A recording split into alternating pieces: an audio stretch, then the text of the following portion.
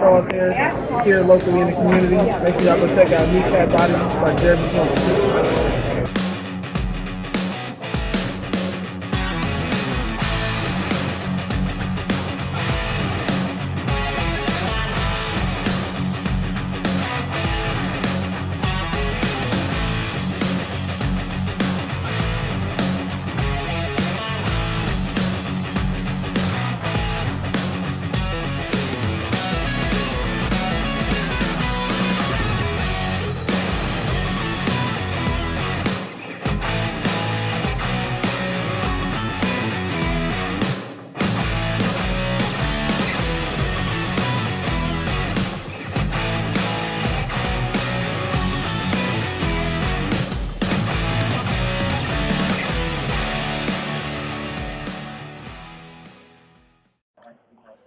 That's right, it is Kneecap Biting with the Motor City Lions. I'm Smoking Jeremy B. I'm here with Cameron, and I'm also here with Drake Maids of the Patriots, Jordan Davidson. How you doing tonight, Okay, guys? good thing you said Jordan Davidson and not Jordan Edelman this time.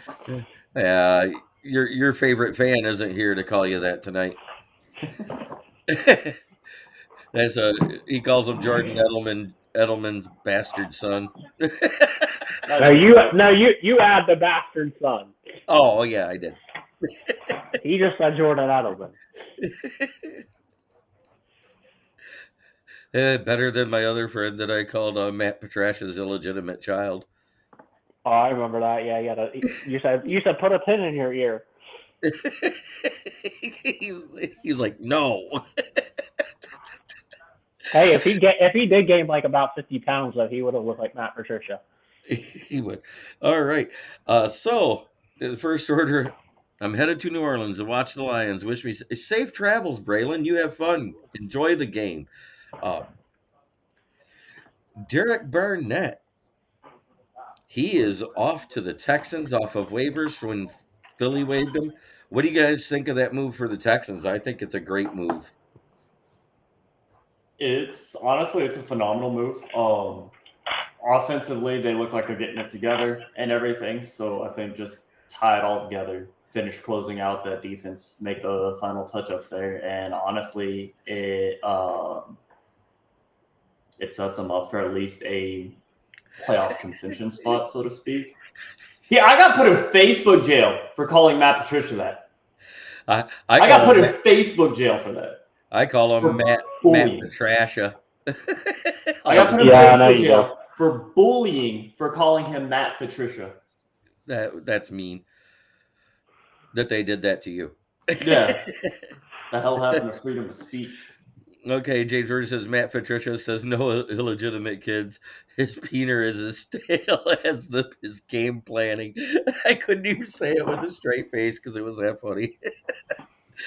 Brian Three Cushions says hi, fellas. And if I remember right, you are back from South Korea, correct, Brian? For the panel, who do I think will win Coach of the Year? Right now, with how well they're playing, it might be D'Amico Ryans. I think so. I've outright said it. If it's not Dan Campbell, I want it to be D'Amico Ryans. Yes, he is back from South Korea. Good. I did pay attention to that last show. Hey, Jordan, what do you think of that move for the Texans? Do you think it gives him the bookends they need for that D-line to make Will Anderson a little more complete? I'm just going to say this. If the Philadelphia Eagles went out, there's no way in hell that Nick Sirianni doesn't win Coach of the Year. 16-1, there's no way. Hey, this is their big test this week, right? San Francisco at Philly? Yeah. I'm saying if they go 16-1, there's no way that Sirianni does not. Zachary Cleary says, sup, guys? And Braylon Dennis, I don't count, but yeah, D'Amico is almost a certain.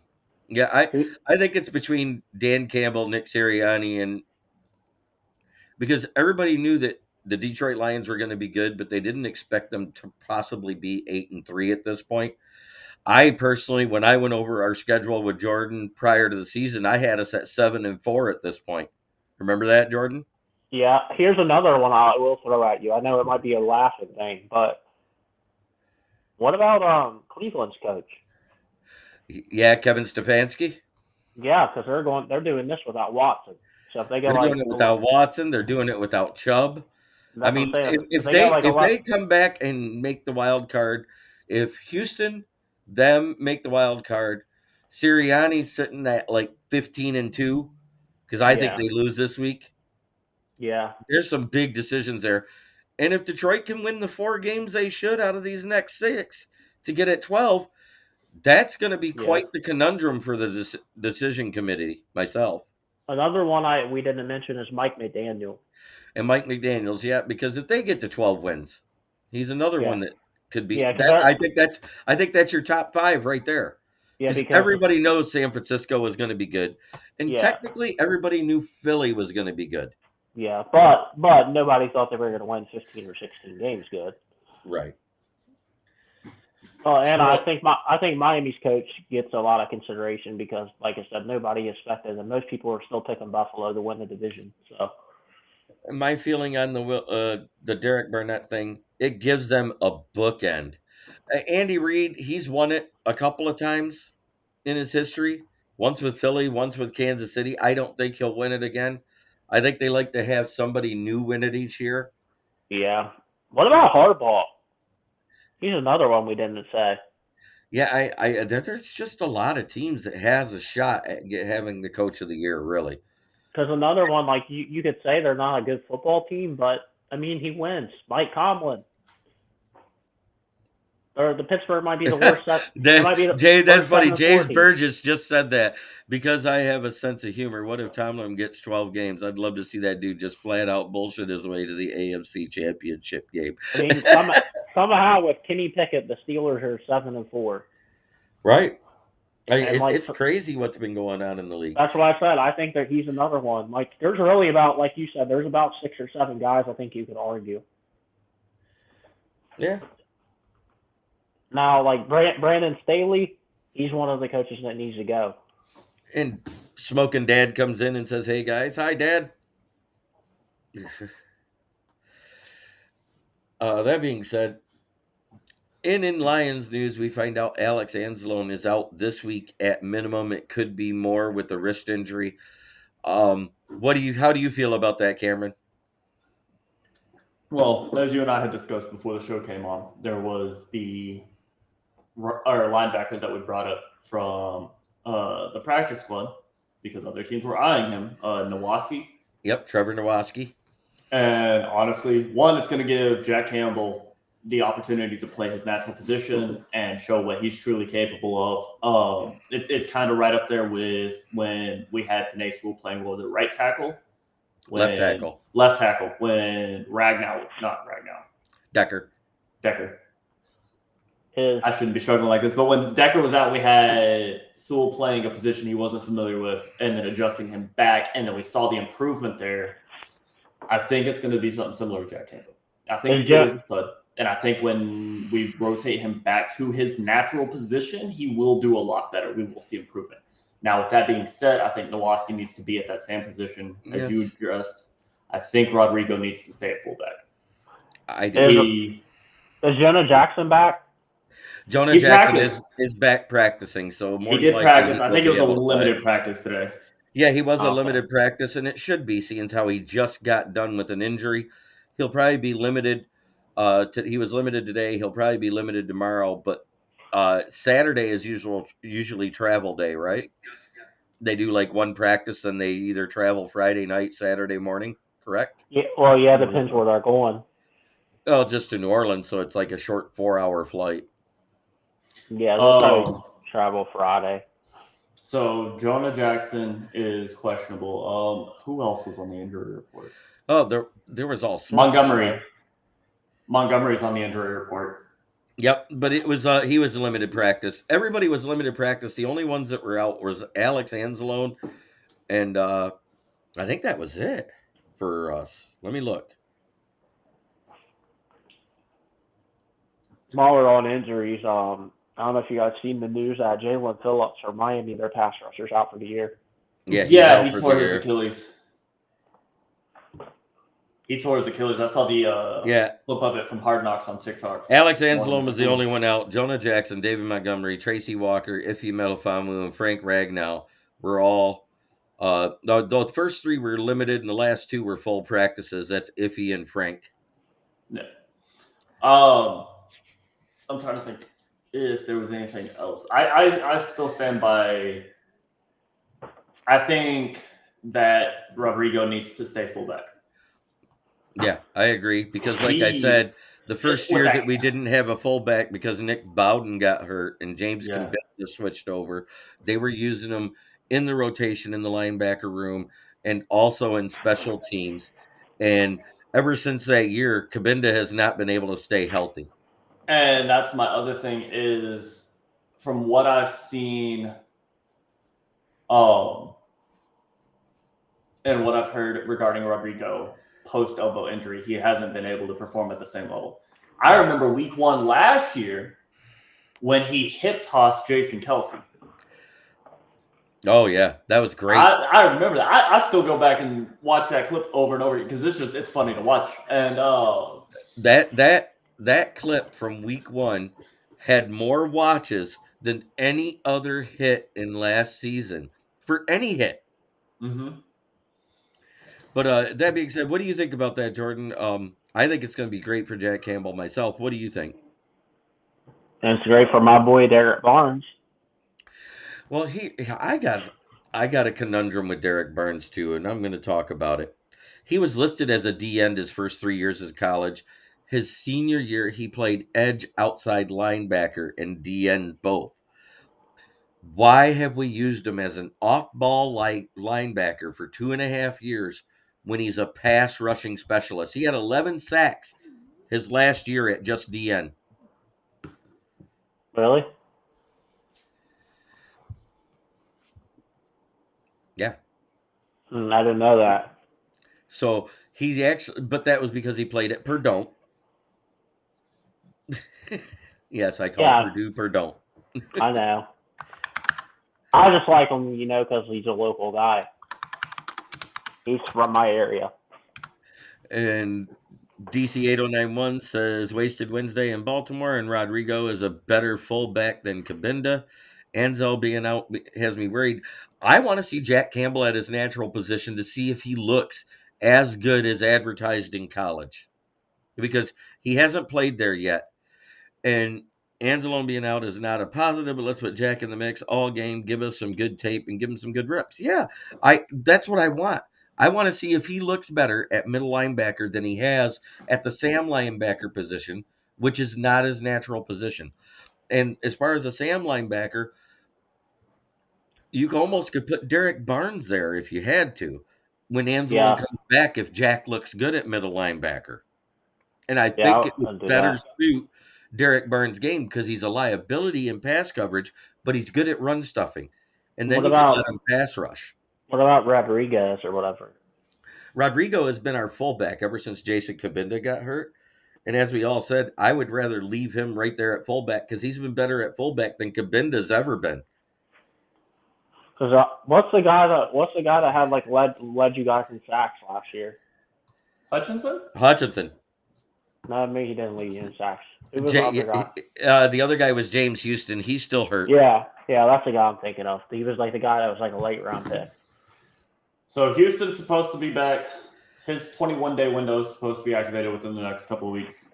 Well, why'd you guys find the 40-year-old then? To be a bench warmer? No, Bruce Irvin. He's actually going to be playing this game, but he's more of a DN than a linebacker. Oh. But what he's there for is the vet leadership we really don't have on that D-line. Yeah. I love you, Braylon. He goes, Cabinda could get the fuck on somewhere for real. See, I thought Irvin was an outside linebacker. No, he played D-end and outside linebacker in a 3-4, which your 3-4s are basically undersized D-ends or oversized linebackers. Yeah, how big is he? I think he's like in that 260-ish range, if I remember right. Let me look. We're talking about Bruce Irvin, right? Yep. Yeah. 6'3", 248. So he's in that 250-ish. And at 6'3", he's not too tall for that to be a decent size to be a rush DN. Yeah, because If he would have been 6'4", 6'5", I'd say he's a linebacker all day. But Yeah, with him 'cause he- being 6'3", that 6'2", 6'3" range, because one site says 6'2", another site says 6'3". Yeah, because I remember in Seattle he was used as like an outside linebacker. He's been used all over the place. He's played DN, he's played linebacker. Yeah. We have not been using Rodrigo on defense all season. No, I think I saw him on there week 2, 3. In special teams. I'm talking about on defense. Oh, yeah, I think he came in when somebody went down for a play. I think Barnes went down for a play in week 2 or week 3. They might do it now if all the injuries are. They're saying they're going to play him on both sides of the ball, and I think it's a mistake. Which is stupid. You're putting a player's career at risk and making him more prone to injury, Ironmanning him like that because his body's not going to have time to recover. What was that? Week 14 was when he hurt his elbow last year, and Derrick Barnes started week 15, 16, and 17 and 18, and he came back in 16. I think but Barnes was playing so well, they made Rodrigo a backup because he didn't look the same. Yeah. Oh. Yeah. I honestly, because everyone was scared that Rodrigo was going to get cut, I don't think so. I think he's going to end up making his mark as a full-time fullback. Because he already proved he can catch a ball, which is better than Cabinda ever was. Is Gardner Johnson still out? Johnson's still out. He's teasing coming back within the next couple of weeks. Yeah, so him and Houston are probably going to come back at the same time for the 21-day active window, somewhere within the next week or two. I think after this week is when they'll be activated for that 21 window. Yeah, that's actually what I was just looking at. I was trying to see if there had been any update in the last 9 days, because 9 days ago is when, it was right after we beat Chicago. CJ Gardner-Johnson made a comment about coming back and said, "I'll be back soon." James Houston, I haven't seen a lot. Hold on, let me see if I can. My buddy Neil just got home. He's going to join us. Okay.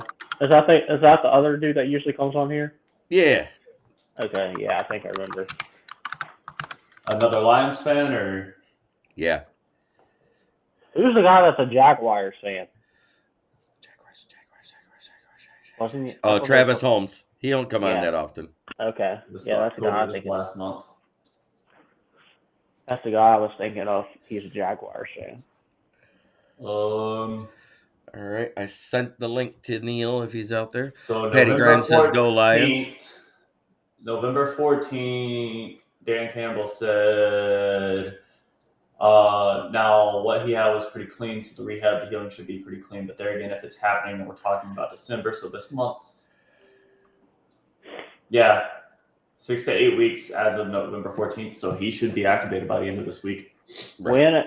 How have you guys been using Peoples-Jones?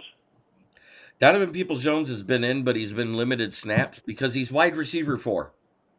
So we've been bringing him in when we're running out of the single back set a lot because of his run downfield blocking in the run game. And it actually has been working if you look. Yeah. So what, is it Reynolds and Raymond? Is that guys ahead of them? Oh, James Burgess, save this for whenever you want to fit it in. Ben decides to make a good financial but bad professional move and take off for a head coach job. Who do you want? I've said it before, and I'm going to say it again. I want if we've got Hendon Hooker on this roster, the guy we should approach is UT coach. And everybody says, "Oh, he makes $9 million a year." That's only if they win the national championship. $5 million of that is bonus for winning the Natty. So you think we're talking about Sark?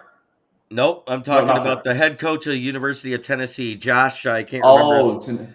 I heard UT. I thought the other UT, the good UT. You're right. Oh, Texas. So, yeah. So you want Tennessee's head coach to be the Lions' offensive coordinator? I'd like him to come as the offensive coordinator because his base salary is only $275,000, and immediately your average offensive coordinator starting out make between $2.5 and $4 million a year. That's such a big pay grade upgrade. Yeah. I think it would be easy to attract him with that kind of money. Wouldn't you? Yeah, if Ben Johnson. I mean, think about it, because most of his bonuses, okay, if they win X amount of games, he gets an extra $1 million. If they win the SEC, he gets another 2.5. He gets the other $5 million if he wins the national championship. Okay, what if Goff stays and Ben Johnson leaves? I still want that guy because I believe Hendon Hooker is the future. So you don't think though he would re-up Goff's contract? If we were going to re-up Goff's contract, it would already be done. They had been in contracts twice with him, and both times it's failed. Okay, so you think Hooker will either take over next year or the year after? So it's easier to win NFL than SEC title. It is if you go to a team that's built. Micro. Hey, Mike, how you doing? That's a Lions Talk by Chat Sports. He's on Lions Nation Unite channel. That is Mike Kimber, formerly known as Micro Mike. Micro Mike. Formerly known for a reason. He has been on my channel a few times, and still waiting for another invite back to LNU with you one time, buddy. So we've discussed Anzalone. Yep. Derrick And Barnett. now it's time to talk about coach firings. Wow. I can't believe Staley still has a job, and Frank Reich, Jack Del Rio's gone. Deuce Staley is gone from the Panthers. Hey, I'll tell you right now, if Staley loses the Patriots this week, he's going to get fired. I think Hooker could be the guy after this year, yes. This is what I'm going to call the Patriots. And James, I don't hate you. I've been saying that ever since we drafted Hooker, that if Goff doesn't accept a team-friendly deal to extend here, that he would be moved for draft picks in the offseason because we drafted Hendon Hooker. That's what I'm going to call the Patriots and Chargers game. It's going to be called the Fire Bowl. Whoever loses gets fired. The Patriots and who? Chargers. We have to have a spot for him. That's the thing for Deuce Staley, Patty Grimes. Who's our current running back coach? Oh, God, what was his name? Should be Barry Sanders. That's like saying Calvin Johnson should be our receivers coach. Hey, just bring back a bunch of former players. Bring Stafford as the offensive coordinator when he retires. Don't bring Stafford as the offensive coordinator. Scotty Montgomery. Why? Because you think they'll be chucking bombs like it's Stafford out there?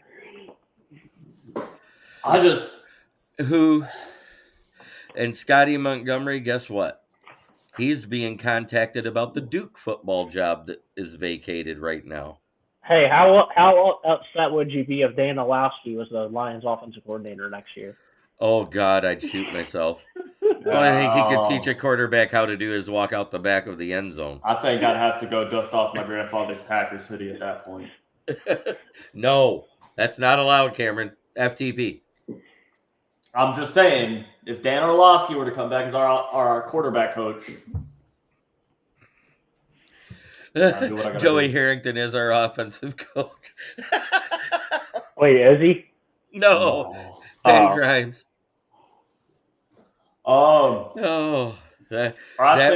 That would be a Matt Miller move.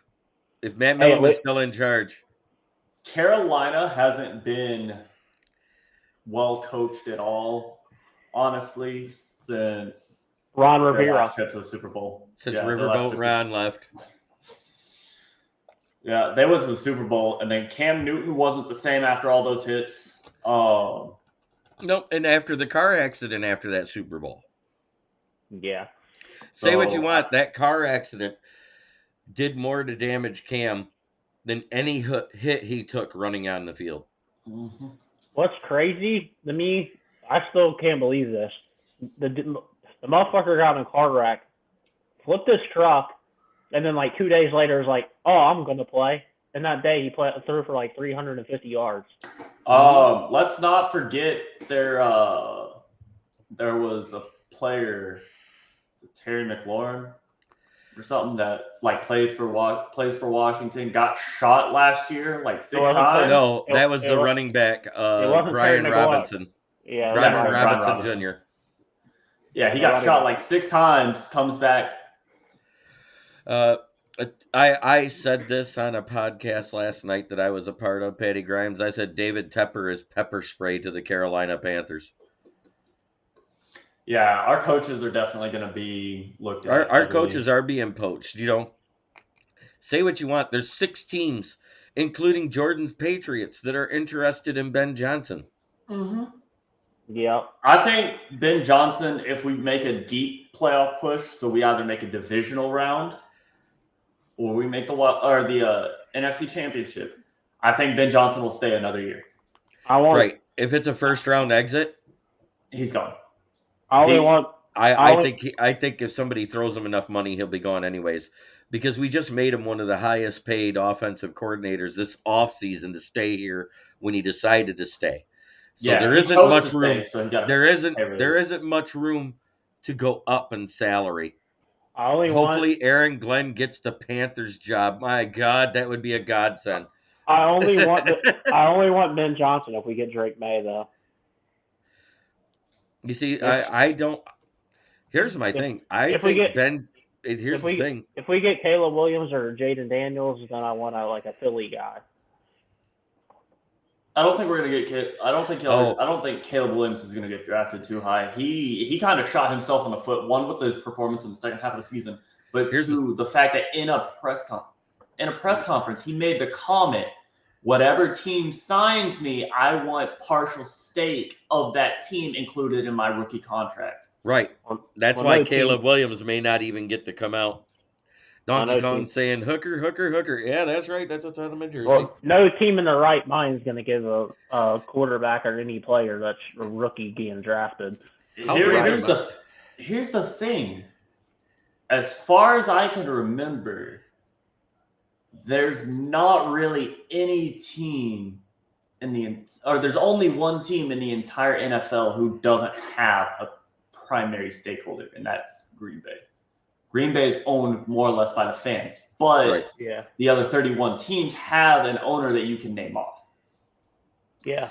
I mean, the Broncos are not owned by any one person. It's a conglomerate that owns 3 or 4 teams. And then it's another conglomerate that owns 2 MLB teams and part stakes in an NBA team that has Magic Johnson involved that owns the Washington Commanders. And speaking of the Commanders have fired defensive coordinator Jack Del Rio, and it's saying Riverboat Ron is on the way out. Yep. Because that's where they're saying Bill's going to go, which I don't believe. No, I really can't hear the chants from the crowd coming because he's just getting active to go to practice, dude. He hasn't even played a snap yet. On top of that, this comment right here, I'm going to make an example of this comment. This comment right here is one of those ones who's just sold that Jared Goff is a wash. That Jared Goff can't do anything for us. Nah, he's just giving us shit because he can. I know him. I know of him. He's doing it. But stuff like that, and it's Jared Goff genuinely... But I do not think that Jared Goff is the franchise quarterback. That's just my personal opinion. We'll agree to disagree on that one. And I don't hate Goff. Don't get me wrong. No, I know. But okay. I disagree on that one. If you guys won a Super Bowl, though, with him, does that change your opinion? Yes and no. Yes. This is why it's yes and no. Jared Goff only wins when everything's perfect. I want to say perfect. 2 weeks ago, Chicago, not everything was perfect. But everything went perfect in that quarter for him to do what he did. The line started blocking. But that's any team. I'm just saying. If we're being fair, though, how many receivers on the Lions outside of St. Brown are good receivers? We're being fair. If we're being fair, how many of those guys are going to start on another team outside of Amon-Ra St. Brown? The I'll give you the offensive line and I'll give you the running backs and their tight end, but their receiving core is not that great outside of St. Brown. Jameson. Okay, I'm gonna stop you right there because now you're saying Jameson Williams isn't good. Jameson Williams has not had a full season to prove himself. He's been back almost 6 weeks now, give or take. Like every other QB not named Brady or Mahomes. I understand that. Yeah, but he's not proven yet. Okay. I'm just saying that if Hendon Hooker had been there all preseason, practicing and learning the playbook the whole time, and we didn't have Goff, he could do as good, if not a better job. Oh, Jeremy. No, you know, Jeremy. Now I want to say why. Because he does one thing well that the baby giraffe running with a football doesn't. I'm assuming you're talking about Fields. Jared Goff looks like a baby giraffe running. He looks clumsy when he has the ball in his hand. Without the ball, the guy can run like a gazelle. But with the ball, he runs like a baby giraffe. Valid. All Jeremy wants is he wants Hendon Hooker's audible to be like blow. No, then I want us to find a wide receiver named Blow, because there's already a children's book out, and you can find it at any library, and it says Hookers and Blow Saves Christmas. Because I want to hear Dan Miller on the sidelines going, and Hooker goes deep to Blow. I don't know. I think any quarterback that had time to digest the playbook and has a good arm and accuracy, and guess what? Everybody, the few times he threw with a knee brace on this offseason, said he threw a better ball than Jared Goff. Everybody. You can agree to disagree, but I'm saying his escapability, he is not a run-first quarterback like everybody thinks. And there are mobile quarterbacks that are successful. Not every mobile quarterback is a run-first quarterback. Yeah. You can go back in history and see that. Randall Cunningham. Warren Moon may have been a statue most of the time, but when the pocket broke down, he'd get out and run. John Elway. Yep. So Hack even Steve Young. I was going to say Steve Young is probably the best one at it. Yep. I think other than Cam Newton, I think Steve Young's second in rushing touchdowns by a quarterback. But Donkey Kong, he has elevated some players because otherwise we wouldn't. But at the same time, the draft steal of the 2021 draft wasn't the fact we got Sewell at 7. It was St. Brown.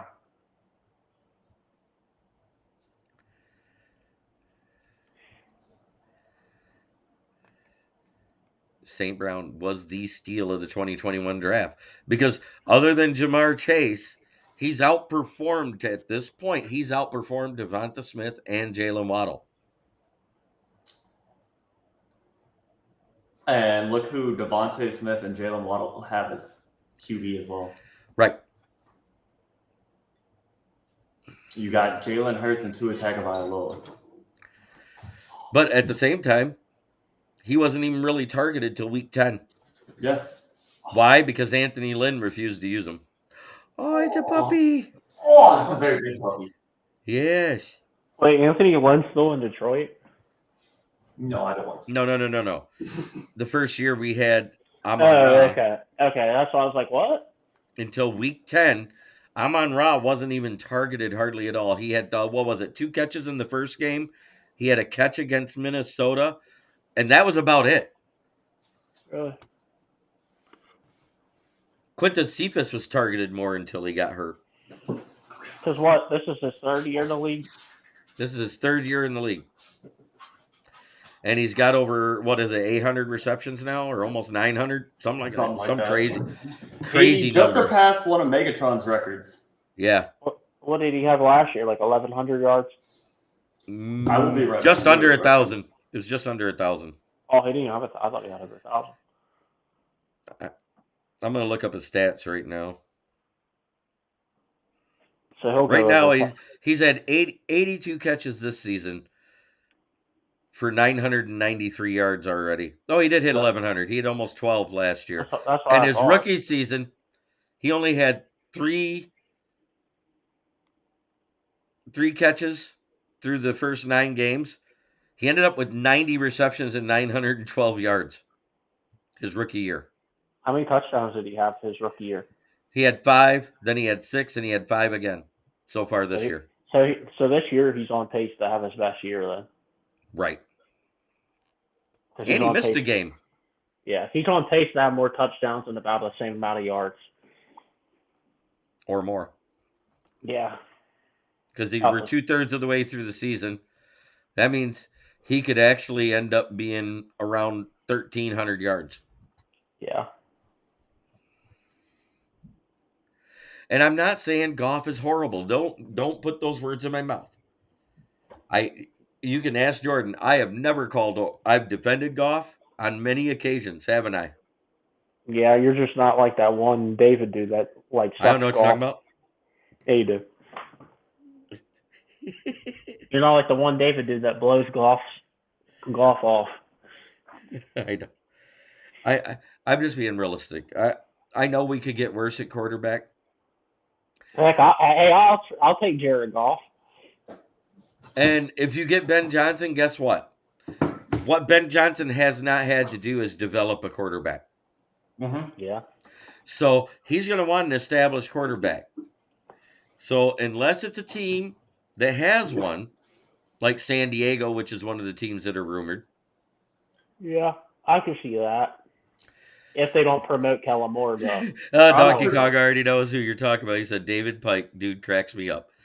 I'm pretty sure that New England is so desperate at this point that they would take Blau or Boyle if offered. I think that... I don't think they'd take Blau or Boyle. I don't think they're quite that desperate, but they're getting close. I think Ben Johnson would go to the Chargers if they don't promote Kellen Moore as head coach. Kellen Moore is rumored to be going to Boise State as their head coach. Oh, so he can mess up their offense too? Yeah, exactly. But anyways. All right, so that's coaches. What's next on the agenda? We are going to do the weekly Pick Ems. Pick Ems. That's the fun part. Did we cover Shaq Leonard? Oh, no, Shaq Leonard. He went to Dallas, had a good visit, but left without a contract. Went to Philly, left without a contract to go back to Dallas. Would you be interested in him? Either. His agent's probably behind the scenes discussing with someone else at this point. Well, it has to do with cap room. Mm-hmm. There's a reason why he's talking to Philly. There's a reason why he's talking to Dallas, and a reason why he's talking to San Francisco. Would you guys want him? We don't have the cap room. I think we got like 2.8 or 3.4 million left. That's it. Oh. No, our cap room doesn't increase till the end of the season. What's your cap look like next year, though? Next year, right now, we got 70 million. And let's play devil's advocate here. Let's say they do get to trade Goff wherever Ben Johnson goes. Yeah. And you get either a first and a third or a couple of firsts for him, right? Because in that tier 2 quarterbacks, that's what they go for these days. Correct? Mm-hmm. Russell Wilson was a tier 2 quarterback when he was traded for by Broncos, but they way overpaid for him. Yeah. But they're reaping the benefits this year because they got a good coach. Correct? Yeah. So let's play the devil's advocate. Let's say it's the Patriots. What's your pick going to be this year? Drake May. No. What number? It's 3, right? Right now it'll be number 2. Number 2? Oh. So we get the second pick overall. Yep. We get the second pick overall? Marvin Harrison Jr. is a lion.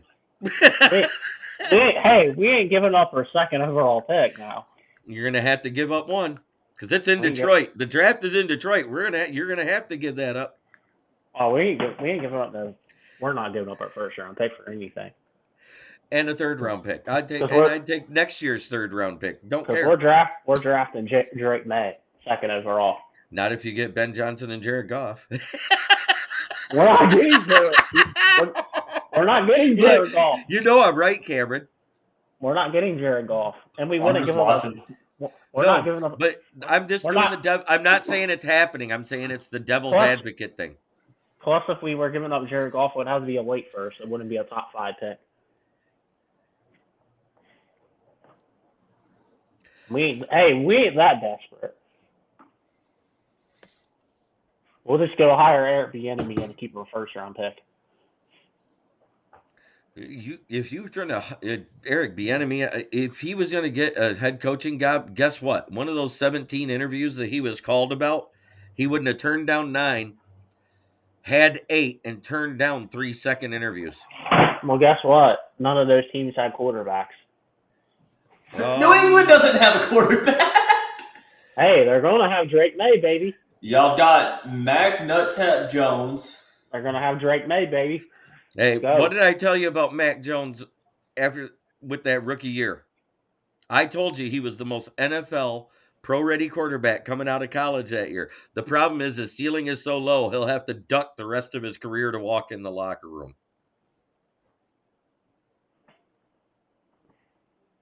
I told you this. It's all Matt Patricia's fault. No. We get the Matt Patricia cop out. Y'all don't. Y'all brought him back to New England. Y'all don't get that excuse. Yeah, you guys brought him back. Yeah, when he was still on our payroll. Yeah, but we didn't bring him back as a defensive guy. We brought him back as a fucking offensive coordinator and never coached offense in his life. What's funny is you guys brought him back as the donut boy for Bill, and he promoted him to offense. Yeah, that'd be like, oh yeah, let me hire Brandon Staley as my offensive coordinator. Why not? San Diego Chargers did.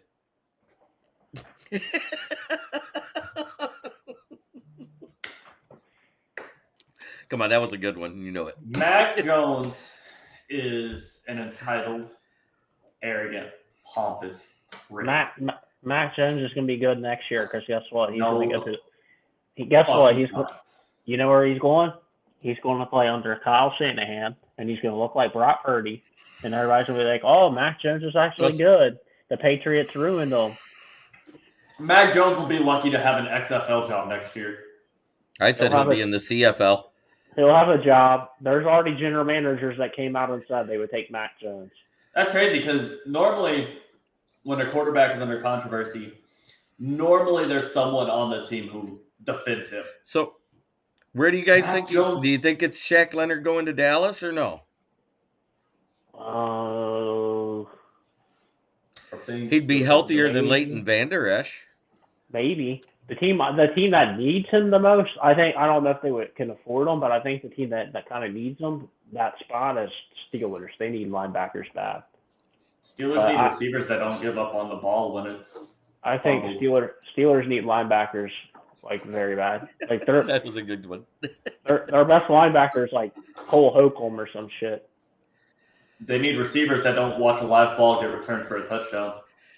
All right. Well, they also I have to step away for a second, so I'm going to come right back, and we'll get into the weekly pick'em.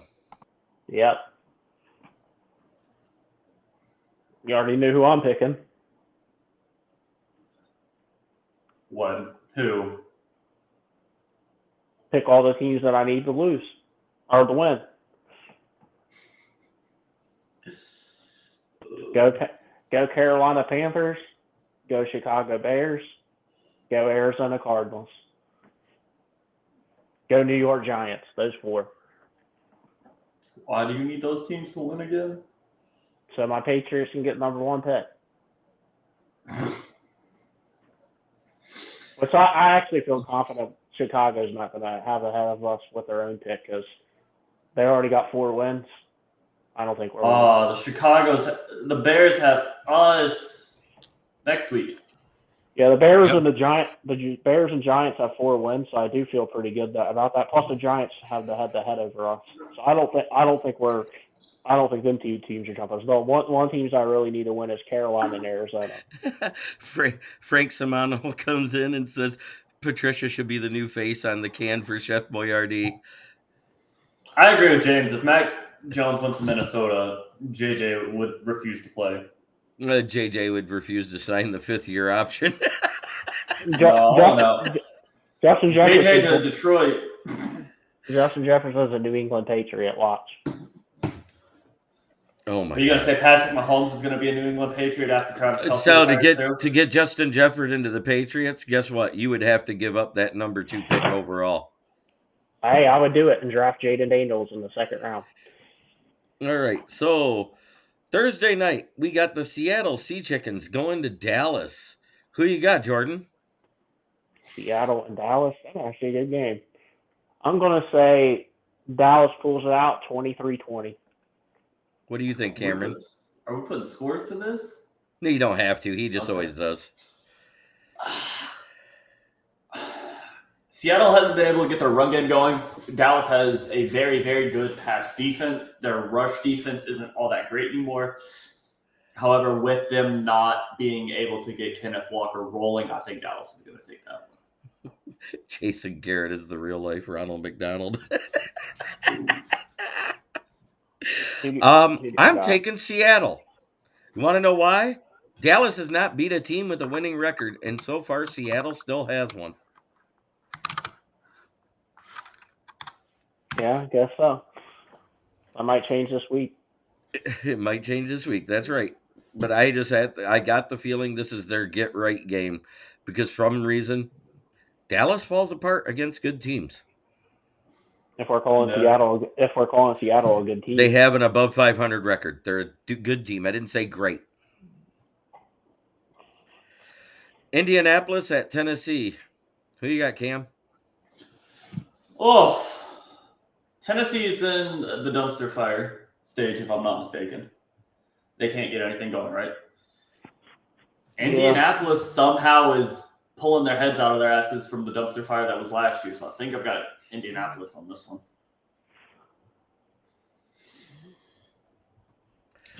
All right, Jordan? 17-13 Indianapolis. I took Indy as well. It's a clean sweep. LA Chargers at New England. I got to start with Cam again. Jordan's got to go last. I think that this is going to be the Chargers bounce back. I think this is going to be the game where Justin Herbert mellows out a little bit. They kind of get things figured out. He gets that moment to breathe. I mean, it's New England. They're not a threat to anybody except for Buffalo and who else? The Jets. No, y'all didn't beat the Jets. Who'd y'all beat? Buffalo and Jets. Buffalo and the Jets. Yeah. So they've only won against division rivals. So I don't see them beating the Chargers. All right. I chose LA against my better judgment because I just got this feeling that Matt Judon's going to go off unless he's not playing. He's not. He's not playing? No, he's out for the year. Oh. I still want New England to win, so Brandon Staley gets fired. But that being said, I picked the Chargers. Who you got, Jordan? Woo, Fireball! I'm taking the Chargers 41-10. The Atlanta Falcons at the New York Jets. Here's the thing. Falcons have struggled on the road. Everywhere. Bijan Robinson does not run as well on the road. He doesn't. Desmond Ridder throws picks on the road, and they do have a good defense in New York. So I want to put that out there ahead of time. So who you got? And Tim Boyle throws picks on the road at home, in college, and high school, and middle school. And Jets are at home, yes. So who you got there, Jordan? Give me the Falcons, 13-10. Cam? I've got the Falcons. They've struggled on the road. They've had their ups and downs. Bijan hasn't been utilized properly this year, however, against the Jets defense, where the pass game more or less just completely gets picked apart because you have a Jets defense with Sauce Gardner. I think they're going to rely more on their ground game, and I think it's going to be a lot more on Bijan. I think they're going to actually hold their own against the Jets. I think Falcons got it. I'm taking the Jets, even though they're infected by Boyle, because they actually have a run game, and Atlanta struggles to stop the run. They also struggle to stop the pass. If the Jets just take a knee every play, they got a better chance of winning. And who was it they just signed that had that big return this weekend? Wasn't it Marcus Williams? Marcus Williams. Or Jesse Bates. Jesse Bates, right? Yeah, Jesse Bates is for Atlanta. Yeah. Yeah, okay. Speaking of the news, I don't know if you said this yet. I don't know if you guys see Marcus Peters as a free agent.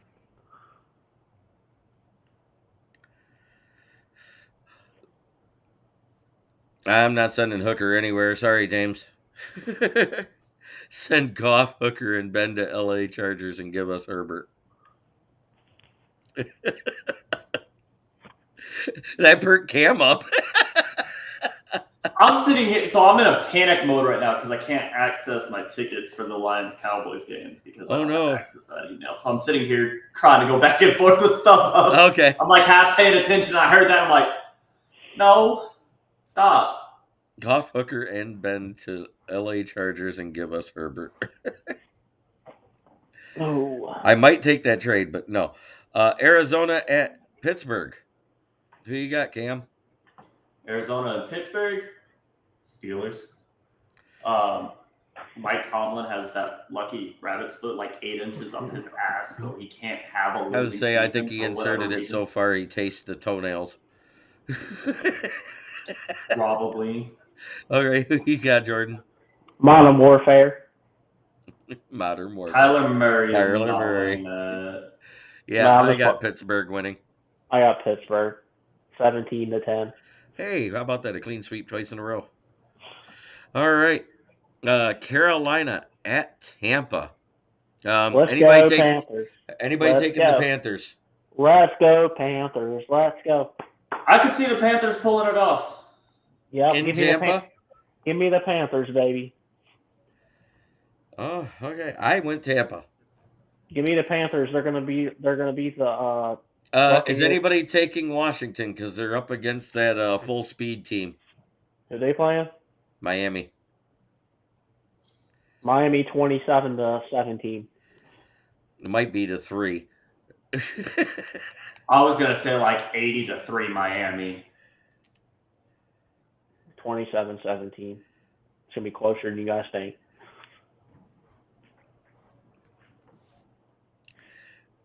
83-17. Okay. Nope, 27. They ain't playing the Denver Broncos. Denver Broncos at Houston. Ooh, that's a tough one. That's actually a decent game for the afternoon game. Who you got there, Jordan? Wait, that's a 4:25 game? That's a 4 o'clock game. 4:05. Is that in Houston? And it's in Houston. Give me the Texans in a squeaker. I'm going to say their kicker makes a 55-yard field goal at the horn, and they win it 24-21. They won't let that kicker try another 50-yard field goal ever. Yeah, but hey, at least this time it's the win and not send the game to overtime. Right. Who you got, Cam? For which game? Denver at Houston. Houston. I took Houston. CJ Stroud's going to continue making his claim for Offensive Rookie of the Year. Sweep. We got a sweep. We got another sweep. Cleveland at the LA Scams. Ooh. So the Browns in that defense against the LA Rams in SoFi. I think there'll be more Browns there than Rams fans. Oh, that happens every game in LA. Well, I was going to say, if the Rams run the ball like they did and the Browns run defense looks like they did, give me the Rams. But because I don't know if you guys seen what the Browns allowed rushing last week. Yeah, and I saw what that Kieran Williams did for the Rams last week too. Yeah. So who you got? Who you got on that one, Cam? You taking the Browns or you taking the Rams?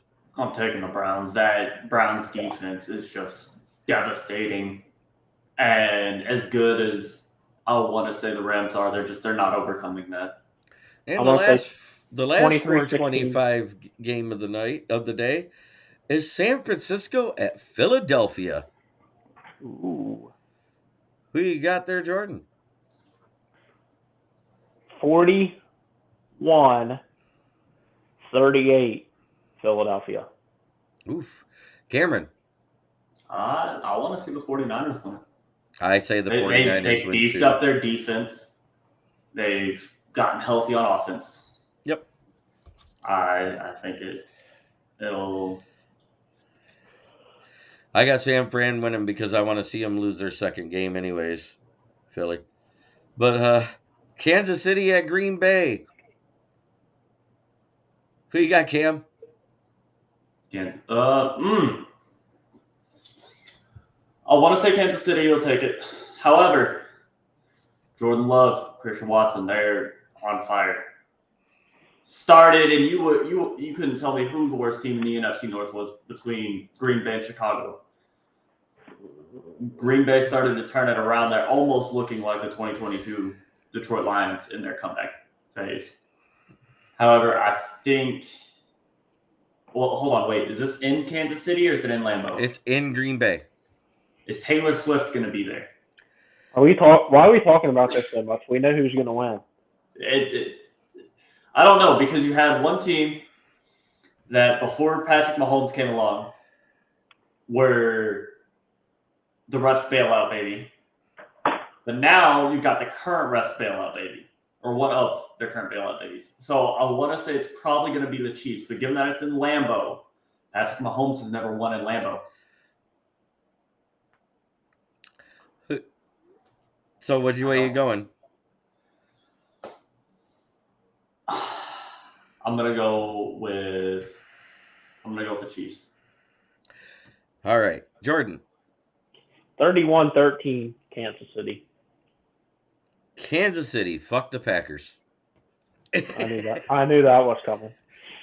Then we got Cincinnati at Jacksonville. No Joe Burrow. Who you got, Jordan? 31-17, Jacksonville.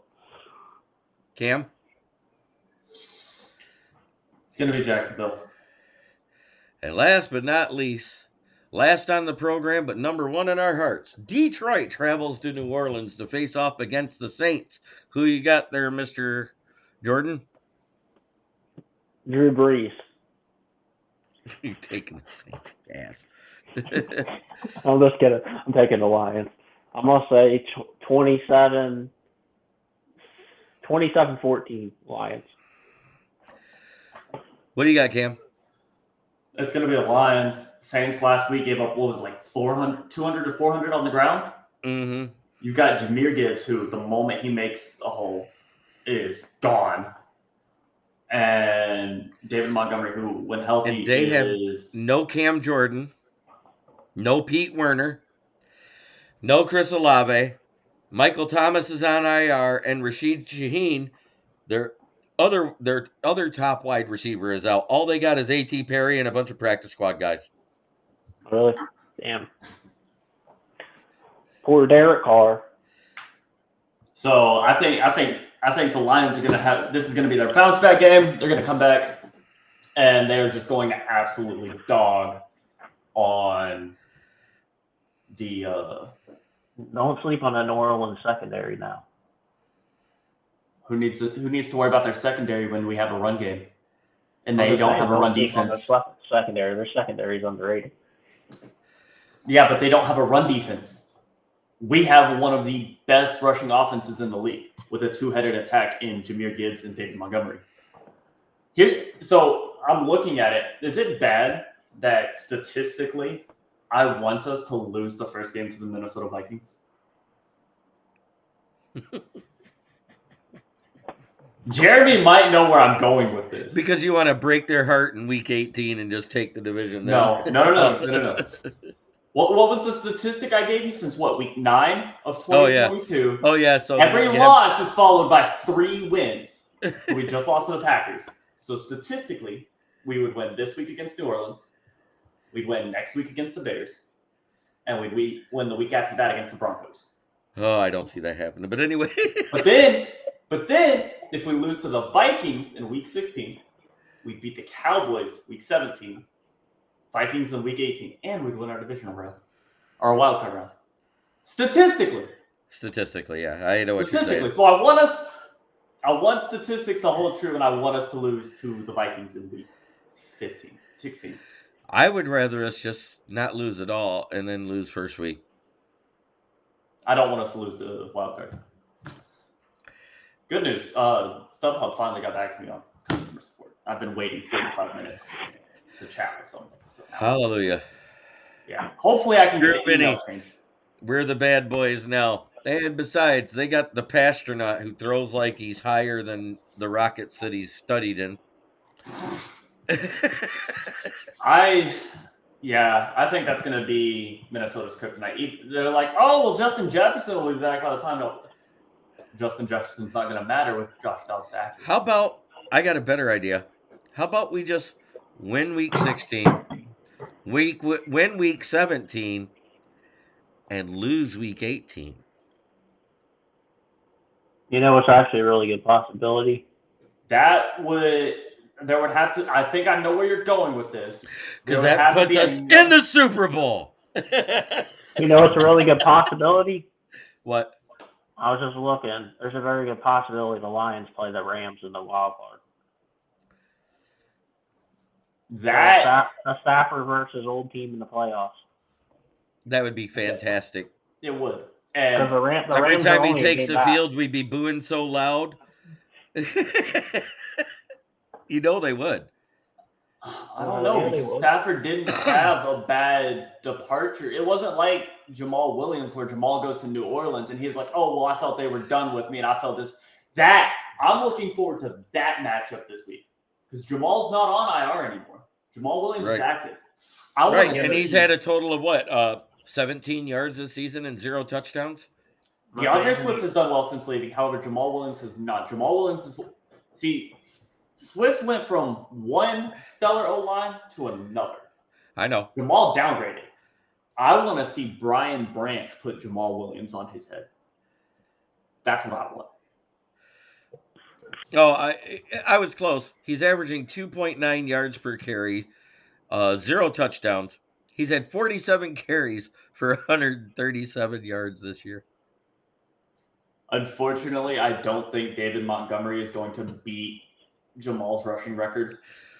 He might beat him in yardage. He'll definitely beat him in yardage, but I don't think he'll beat him in touchdowns, which sucks because he was on track. Week 3, he was on track to do it.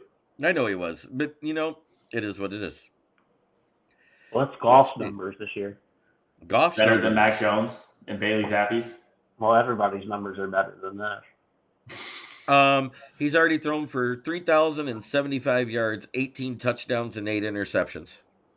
What was his touchdown to interception last year? Wasn't it like 32-8? 29-7. Okay. But so he's already got more touchdowns through now than he had last year at this time. How many touchdowns you said he had? 8? No. He had a total of 29, but right now he has 18, which is higher than he had last year at this time. So he's on pace for more than... He's on pace for about 32, 33 touchdowns, it looks like. Yeah, and it looks like one. Goff sucks. Give me Joey Blue Skies. Hell no. So, I didn't say Goff sucks. Nowhere did I say Goff sucks. Yeah, last year Goff was 29-7 touchdown to interception ratio. This what was his 18-8? What was his yardage last year? 4,438. And what's he at this year? 3,075. So he's not going to get the yardage, probably not. No, but he only needs 1,400, and he has 6 more games to do it. Oh, I guess he could do it, I guess. And on top of that, his longest pass last year was 81. Who did he pass to for 81 yards last year in one pass? It was probably a running back or something. No, that was that screen pass, wasn't it? To which one? Khalif Raymond. Maybe. If I remember right. Let me see. I think it was Khalif. I think it was this year. Sorry, ESPN had a Christmas ad going, and it caught me off guard. What's his longest this year pass? Longest pass this year is 46. His longest pass in his career was in 2017. It was for 94 yards. Yeah, that was the 2017-18 season, right? That was to Brandon Cooks. Yes. So here's the thing. Since coming to Detroit, he's not had a passer rating of less than 91.5. This year, or in 2021, our 3-13-1 season, his passer rating was 91.5. 2022, 99.3. And in 2023, 96.9. I want to say Well- that big pass was to Khalif Raymond in the Minnesota game. What is That's possible. what it was his completion percentage last year? Oh, completion percentage last year, 65.1. This year, 67.9. So it's higher this year. Mm-hmm.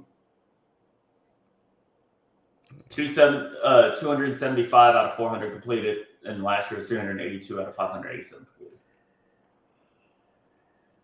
He's averaging identical. His stats are Actually, last year, I just looked it up, Jeremy. What? His longest completion last year was an 81-yard touchdown to T.J. Hawkinson. That was early in the that. season, then. Yeah, had to be early. Was that versus Minnesota? It says Jared Goff, 81-yard touchdown to T.J. Hawkinson, big play. It was October 2022. October of 2022? Yeah. If not, I might have to watch it to see who it was against. No, it wasn't Minnesota. It was Seattle. Yeah, it says 81-yard touchdown pass from Goff to Hawkinson. Big play. It says Detroit's Jared Goff hits T.J. Hawkinson for 81-yard touchdown pass. Yeah, it was against Seattle. It was against Seattle. The game you guys lost 41-38 or whatever. Yeah. The shootout game. We always lose close to Seattle. I don't want to play Seattle in the playoffs. I want them to go fuck off. Well, I know, but I just want them to beat Dallas, and then they can lose out the rest of the season. Rest of the regular season is what you need. Yeah. Actually, that play didn't even go for a touchdown. He got tackled at the 4. That's right. It was a Jamal. You know what's crazy? Touchdown.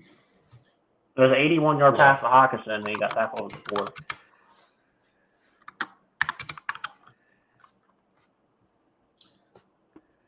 T.J. Hawkinson got traded November 1st of 2022.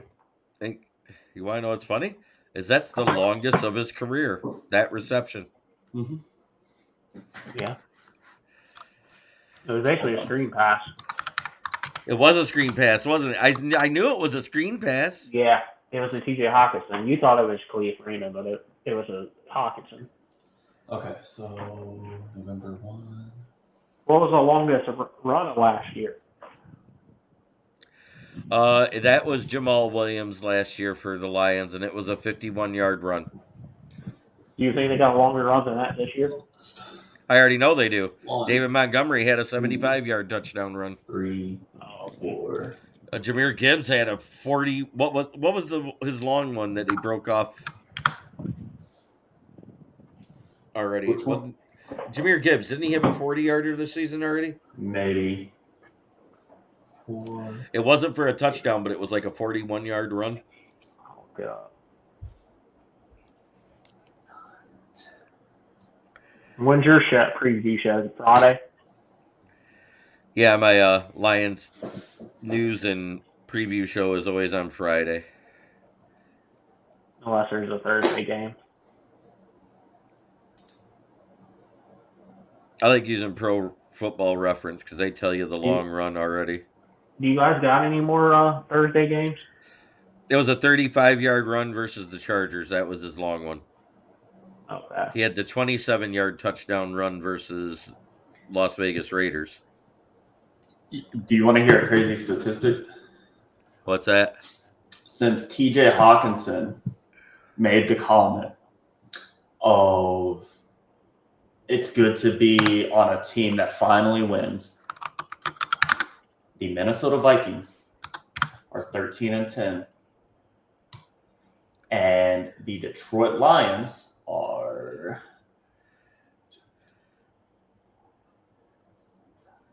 13. 8. No. Let's see, 8-2 last year, and we're currently what 8-3. Yeah. 16-5. 16-5 versus 13-10. It's almost like if Hawkinson hadn't opened his damn mouth. That's crazy.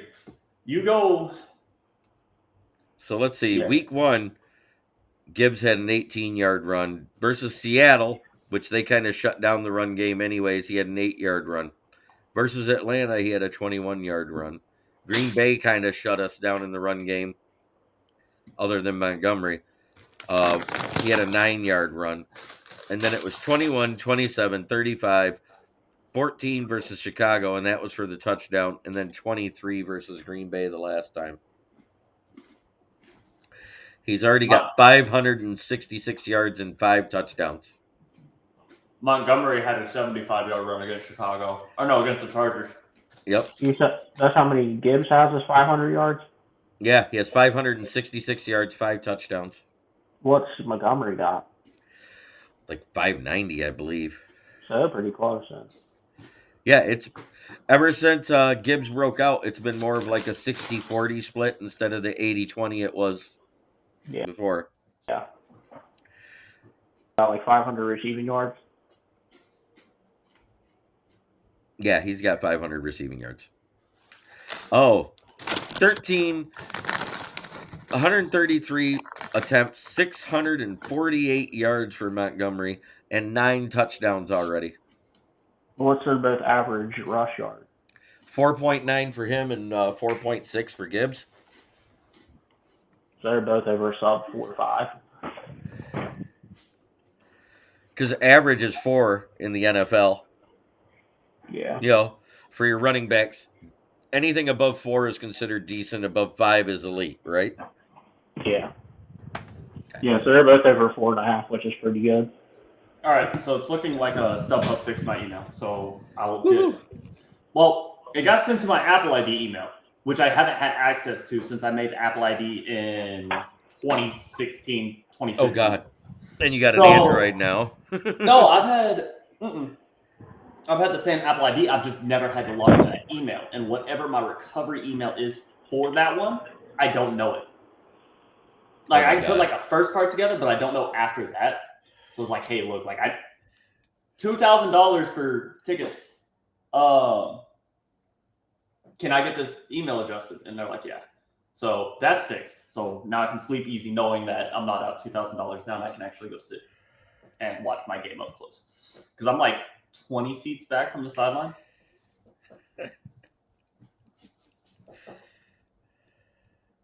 Oh boy.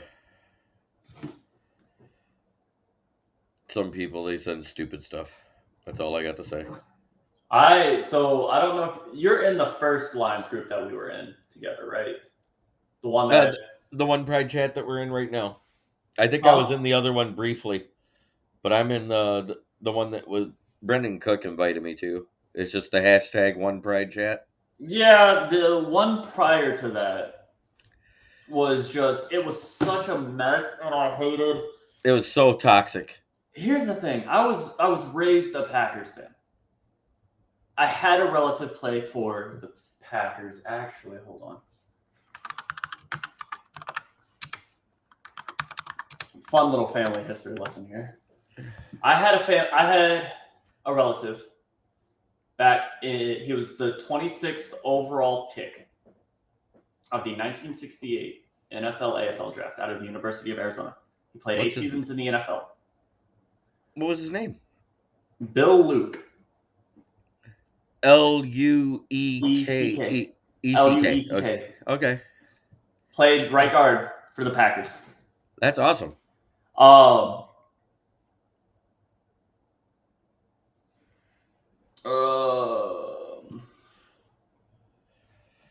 Okay, so they had to delete my other account that had that email so they can actually send. But so I was raised a Packers fan. 2016, Quandre Diggs got drafted from the University of Texas to the Lions.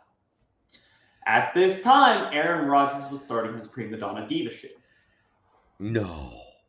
Yeah. So Discount double douche. So I went and I watched Quandre Diggs because I was in school at the time, and I played defensive back. Now, there's a bit of a height discrepancy between me and Quandre Diggs. Quandre Diggs is like 5'8", I'm 6'6". So watched Quandre play for the Lions. Fell in love with Matthew Stafford and them, everything like that. Became a Lions fan. Matt Patricia, Bob Quinn come in. And here's the thing, because I've gotten a flack of, oh, well, you just like Goff because he's a Lion. You would defend anybody in that Lions organization tooth and nail. No. From year one, I was screaming for Matt Patricia and Bob Quinn to get fired. And they would make moves in the offseason where you're like, well, that might not be too bad, because at the time, when we signed Trey Flowers, he was the best D end on the board. Yes. So, and when we made the trade for Snacks, and it looked so good that first year, the way we ended the season, and then they didn't want to give him a bag prior to camp. Mm-hmm. Snacks got lazy. They didn't want to give Slay a bag. Slay got lazy. They give Slay a bag. Then they trade him away later that season. So, because I went back and I looked at what Slay's grievance was. He went to a training camp. He went to a training camp with other high-end or top-end cornerbacks or defensive backs. And Matt Patricia made the comment to Darius Slay that there was no reason he should be training with them because he's not at their level. Now, that wasn't the only thing he said. No, I know there was others, but that was the thing that I remember reading. That was the thing. That was what started his first grievance. What happened later that season was we got torched. He got burnt bad all game by a receiver, and he texted him in the locker room after the game. And Patricia, in front of everybody on the team, said, there's no reason for you to be sucking a wide receiver's dick in the locker room. Matt Patricia is a waste of space and a shit human being through and through. Yes. But I was screaming for Matt Patricia and Bob Quinn to get fired. Actually, I remember seeing my post pop up in my Facebook memories. Matt Patricia and Bob Quinn need to go. It popped up in my Facebook memories. I'm like, I remember this because I was working for the state of Texas at the time. While we're on this subject of Matt Patricia, can we make November 28th National Sheila Hamp Day? Yes. You know what that's the third anniversary of, right? Yeah, those two clowns getting fired. The literal firing day when it finally was announced. Mm-hmm. You know what was funny is I saw this picture and I posted it on my podcast, or I posted it up on my Facebook page where it showed Sheila crying into her hands and Bob Quinn just staring at the field like a deer caught in headlights. And it was the end of the Texans game. And you didn't hear from Bob Quinn for 6 months.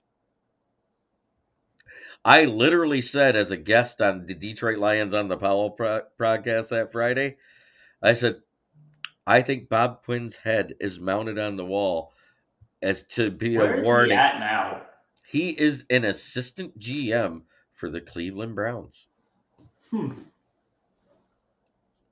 But you didn't hear anything about him. All of a sudden he was hired. But for that 6 months that he was gone, I said, she went Kill Bill on him and his head is mounted on the wall in her office as a warning to anybody that comes in the new regime that if they fail, they'll die.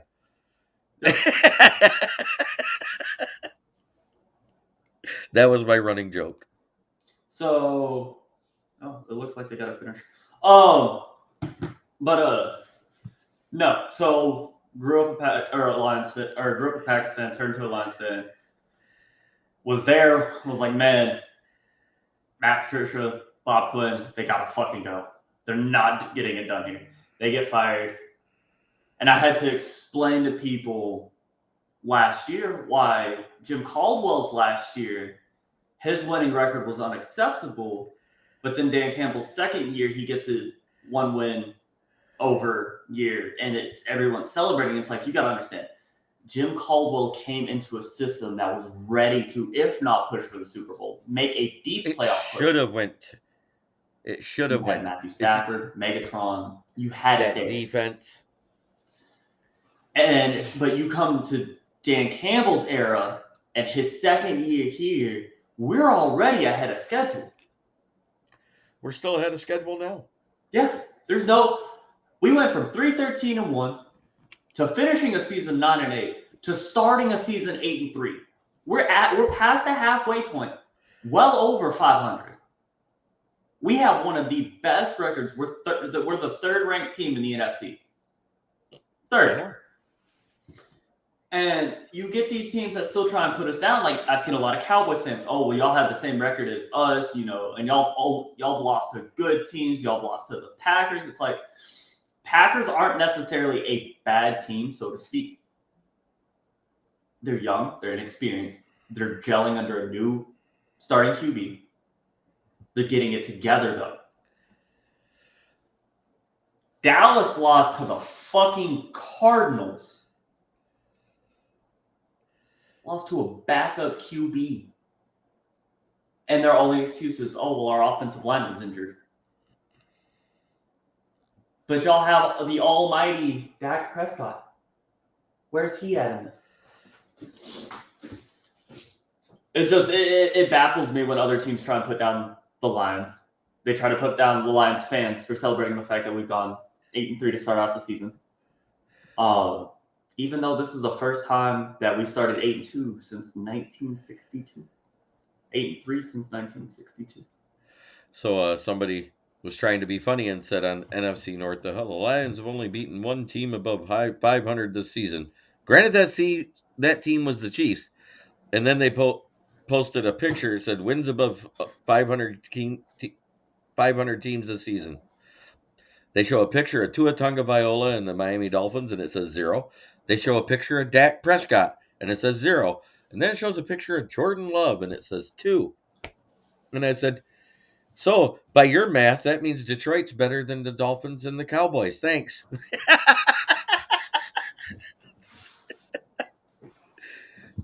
Mm-hmm. That's the thing about it.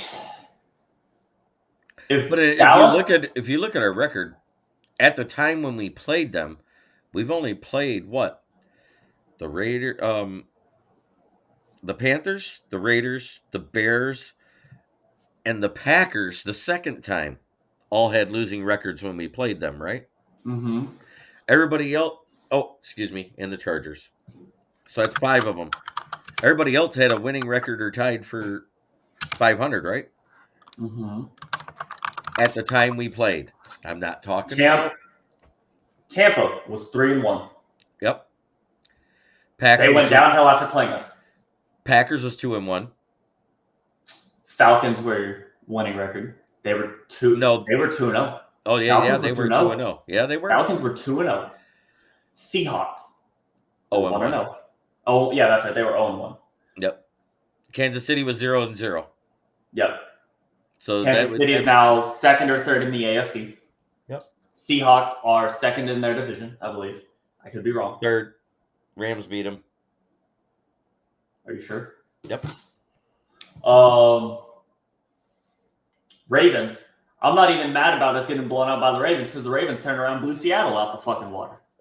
Aren't they the number 1 seed in the AFC right now? Ravens are the number 1 ranked team in the AFC. And number 2 is Kansas City, right? Or is it the Dolphins? 3, yeah. Then they're either 2 or 3. So we haven't really played slouches at the time we played them, is what I'm getting at. The Raiders were 1, 2, 3, 4, 5. We played them week 8, right? Yeah. So they were 5-3 when we played them. No, they've won a couple after that because of the firing. They were 4 and. Oh no, I'm looking at the preseason. 1, 2, 3. They were 3-4. Yeah, that's what I thought. They were 3-4. They dropped to 3-5. And they beat the Giants. They beat the Jets. So I put them at 6-4. Yep, the magic number to clinch the division is 4 right now. And that's any combination of wins and losses between us and the people behind us. Mm-hmm. Everybody says, "Oh, that's 4 wins." No, the magic combination is 4. Mm-hmm. So if Minnesota and Green Bay loses again and we win, that's the equivalent of 2 wins right there.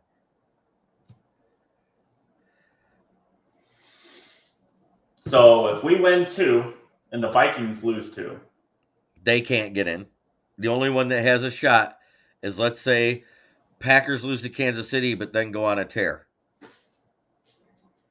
That means we got to at least win one more after that because they'll have the loss from Kansas City. Mm-hmm. Chicago's more or less eliminated. There's no way in hell Chicago comes back. Don't they already have 8 losses? Or is it 7? What do they got? 7, 8 losses? I don't know what they got anymore. It's that bad. I think they're 4-8, aren't they? Mm-hmm. Okay, thank God. Okay, so ticket issue is fully resolved. Woohoo! Are we Super Bowl ready? Yes and no. Yeah, they're 4-8. I was right. So they're the only. Them and the Vikings are the only ones that haven't had a bye yet. Bears bye is this week. Bears bye is this week. Oh, good. They can't move up or down. Yep. Yes and no on being Super Bowl ready. Yes, a fully healthy 100% Detroit Lions team is Super Bowl ready. I think offensively we're ready. Defensively, I think we're coming up short. I think 100% healthy. Houston off IR. CJ Gardner-Johnson off IR.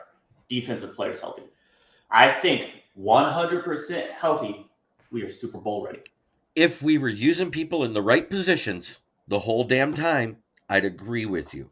But AG was putting Houston in pass coverage, which is where he originally hurt his ankle. Remember, he hobbled off because Noah Fant broke his ankles. And I mean, just double juked him out of his shoes. Mm-hmm. He goes back to the sideline, comes back out on special teams, and literally broke his ankle. Mm-hmm. Putting Jack Campbell where James Houston should have been the entire time. Yep. We're playing people out of position. Todd Wash realized this with Aiden Hutchinson last year. Suggested to AG that he put Hutchinson as the Sam or the weak side linebacker instead of on the D-line because he's better suited there. What started happening? We'd have Comiskey on one side, Houston on the other, and Hutchinson at linebacker. And we started getting sacks then. Yep.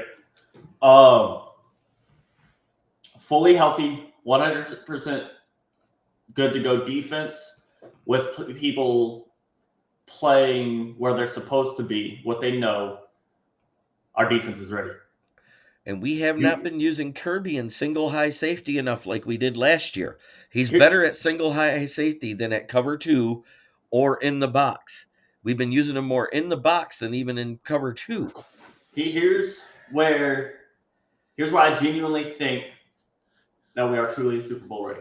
You hear the people make the excuse that Kansas City only lost to us because their wide receivers couldn't catch anything. Wide receivers who in the past are tried and true, reliable.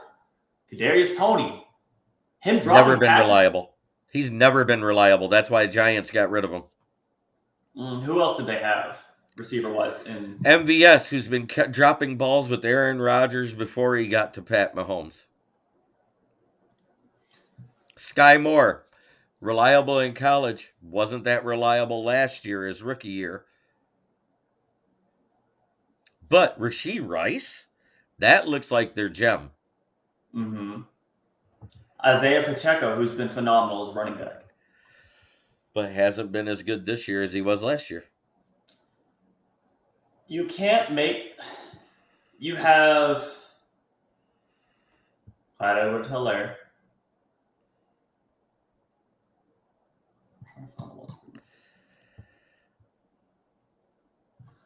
My point being, the Kansas City Chiefs are in a dynasty era, right? You're going to sit here and tell me that just missing one player on offense and one player on defense is enough to make that team not good enough to beat the Lions? No, I'm not saying Kelsey and Jones was the reason they couldn't beat us. I think if those 7 catches happen, the 7 drops they had in that game, we get boat raced because 2 of those would have been touchdowns. Mm-hmm. You want to know what I think happened? Patrick Mahomes came out onto that field for, what was it, a Thursday night game to kick off the season? Yep. Patrick Mahomes came out onto his home field, Arrowhead Stadium. If I could hear him getting booed through my TV, imagine what he was hearing in person at that field. Imagine how loud that was. Oh, yeah. And he wasn't the only one that heard it. I guarantee his receivers heard it. His defense heard it. Oh, we had more blue in that crowd than I thought we would. That was for sure. When they showed the picture of the stands, it was amazing. We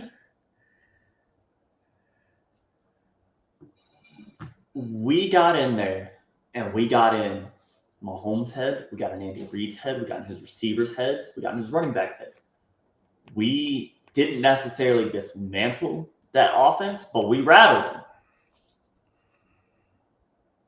That's what I think. But at the same time, what did we have struggled to do in that game as we did against every good team? Cover the pass? No, it wasn't even cover the pass. Get pressure so they could cover the pass. Yeah. So you have that with Patrick Mahomes. You have, and here's the thing. Baltimore, yeah, they beat the absolute dog shit out of us. They beat the absolute dog shit out of a lot of teams. And they're the 1 seed in the AFC. I'm not upset about that. Oh.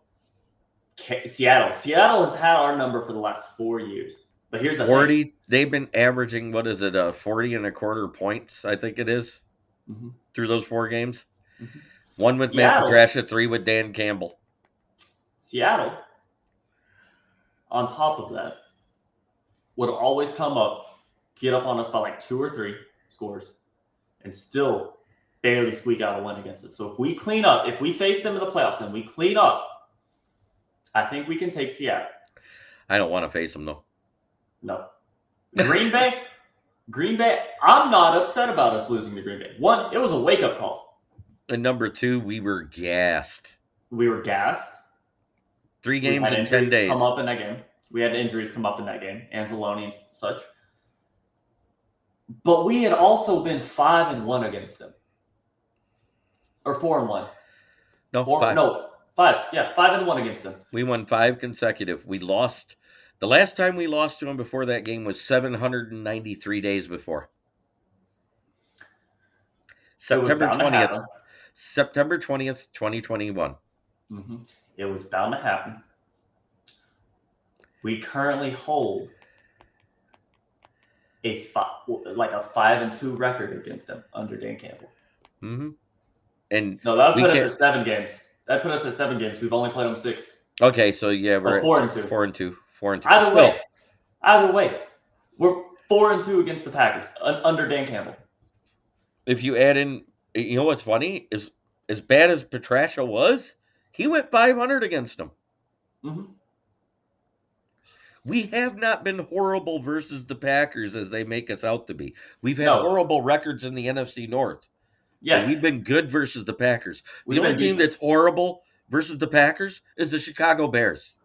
And the Bears, we haven't lost to them since the first meeting under. Oh no, wait, they swept us under Campbell. Because the first year under Campbell, the only 3 teams we beat were the Cardinals, the Vikings, and the Packers in 2021. That were our 3 wins. Yep. So they swept us the first year under Campbell. So we currently sit 3-2 on the Bears. Right, because we haven't played them the second time yet this year. Yep, we have that in 2 weeks. That being said, it's that time of night. I do have to work tomorrow. I want to say thank you to you. Jordan, if you're out there, thank you to coming in. Seattle is like the Celtics were to the Pistons in the 80s. Once we beat them, maybe it'll be like the Pistons on to the championship. Absolutely. That being said, I want to give a shout out to my sponsor, Gloss Negron. The guy does great work. There's his number. Give him a call if you're in the Tri-City areas here in Michigan and you want tinning done, or if you're outside of the Tri-Cities, because he was voted the #1 in Saginaw. That's his number there, 989-443-9240. My buddy Gloss does great work. Check him out.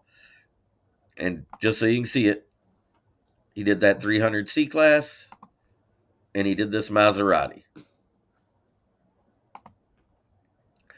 James, I'll take Ray Charles' corpse over AG.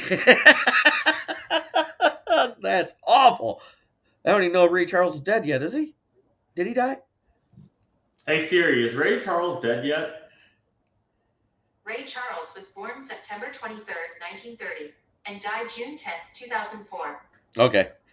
I'm not even bothering typing that in. I'll just ask my iPhone. Lovely thing. Yeah. That's funny. But I thought he was still alive because they pop him into commercials through CGI every now and then. Yeah. Other than that, try every day to be a better person you were the day before. That's the only way to make the world a better place. Thank you for watching. Kneecap biting with the Motor City Lions. And thank you to my other sponsor. And no, it's not real, but it's fun to say anyways. It's FTP. Fuck the Packers. Have a great night, everybody.